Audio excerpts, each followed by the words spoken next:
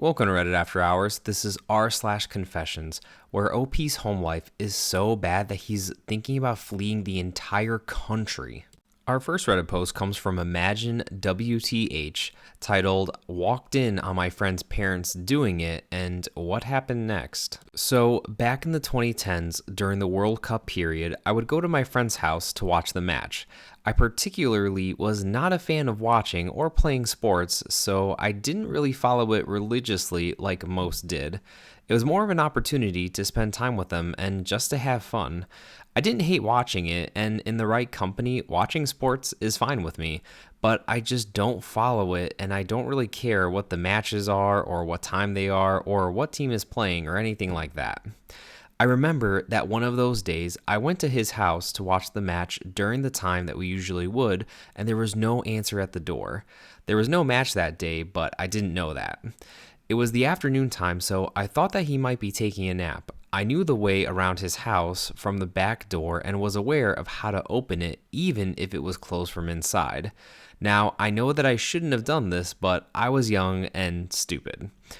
I went in and went straight to the TV room, hoping to scare him while he was asleep and see his reaction, which ended up being a big mistake. Opened the door and boom, I saw his parents having passionate hugging and everyone screamed. They were in reverse cowgirl position, so they both faced towards the door. There was a long, awkward pause, and I just froze. I didn't know what to do. I knew that I must move, I must leave, I must turn around, but the scene in front of me was so beautiful that I just ended up staring at them. They were still in that position, and they froze too. The time literally felt like it just paused. They too were also confused and angry and also disappointed.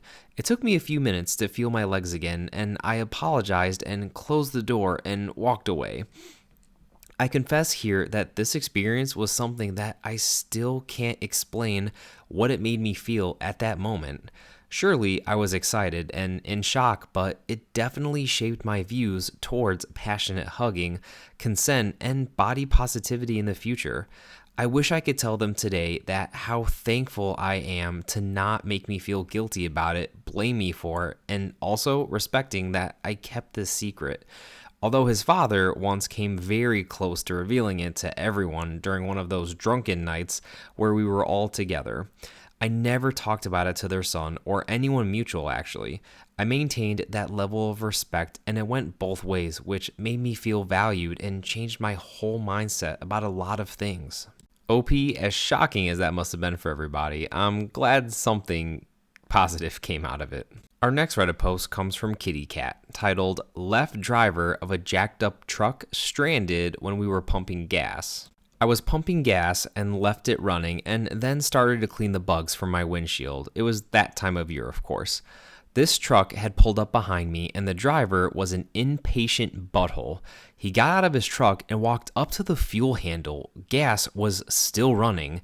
He shut it off, pulled the nozzle out of my car, and put it back in the pump station, and told me that he was, quote, helping me get out of the way.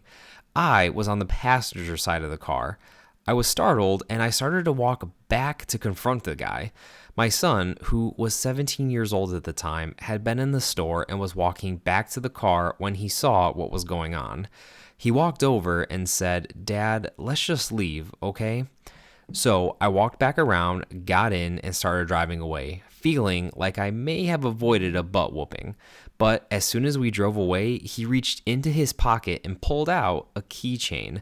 The guy had left his door open, and while he was focused on me, my son reached in and grabbed the keychain out of the ignition to his truck. As we pulled out of the parking lot, we saw him running towards us. We drove about a half mile from there. I pulled over into a parking lot and walked over to the curb Main Street, and I tossed his keys into a storm drain. Must have been 8 or 9 keys on there, so I'm sure he had a lot of fun replacing all of those. Now, I'm not advocating for stealing anyone's keys or stealing anyone's property. However, the sheer audacity that you have to walk up to someone else's car, remove the pump that's still going, put it back in, and tell them that you're helping them get out of the way. How much of a freaking butthole do you have to be to do that? And I can only imagine the long list of other butthole things that he did that led up to this that, honestly, I kind of feel like he deserved this. Kind of like karma coming his way. So, I'm not advocating for stealing people's stuff, but I'm sure he had this one coming. Our next Reddit post comes from Forward Mission 6483, titled, "They call me lazy while I do everything, so I'm leaving the country." Every day, my parents walk into a spotless house, a clean living room, dishes washed, dried, and put away, clean cupboards wiped down, no washing up left for them to do. I also do the laundry, folding their clothes individually, vacuuming, mopping, cleaning the bathroom, and sweeping the stairs. Yet, I feel incredibly underappreciated. This house is a mess every morning, and I am more than happy to clean up after everyone. But every weekend, when my parents are home, they still call me lazy. If I'm not quick enough to get something sorted, make someone tea, or unload the dishwasher on top of all the other household work, now I'm also expected to cook dinner for everyone. I am trying to build my own business while preparing for my new job, where I will be away for 6 months. After finishing my chores, I like to take some time for myself at a coffee shop. But now, on top of everything, I'm being pressured to cook dinner too. My mom gets home from work at 3 p.m., and most of the time, my sister and I cook for ourselves. However, my mother gets angry when I forget to cook something for my dad also.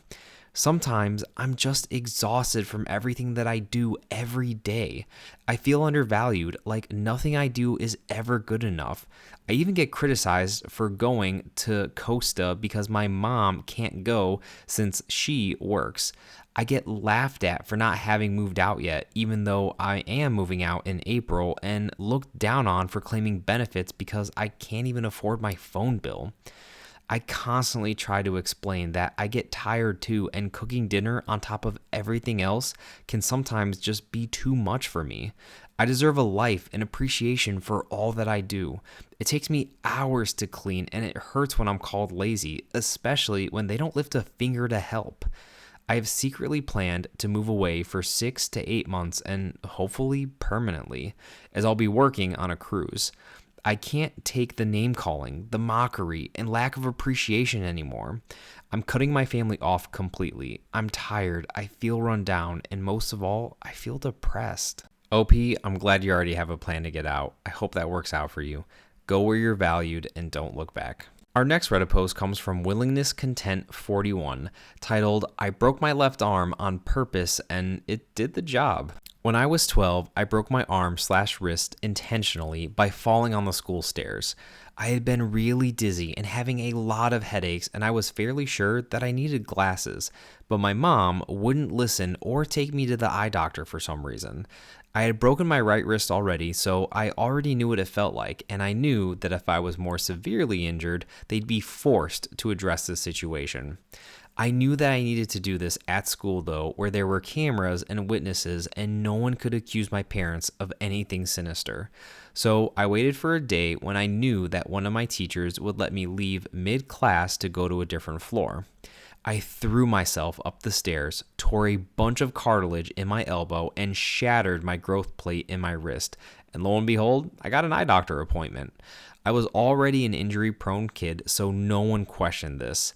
I hated my glasses. Think aggressively unsexy librarian glasses, but I needed them, and as much as I regret the lengths that I went to, I'm glad that I finally got them.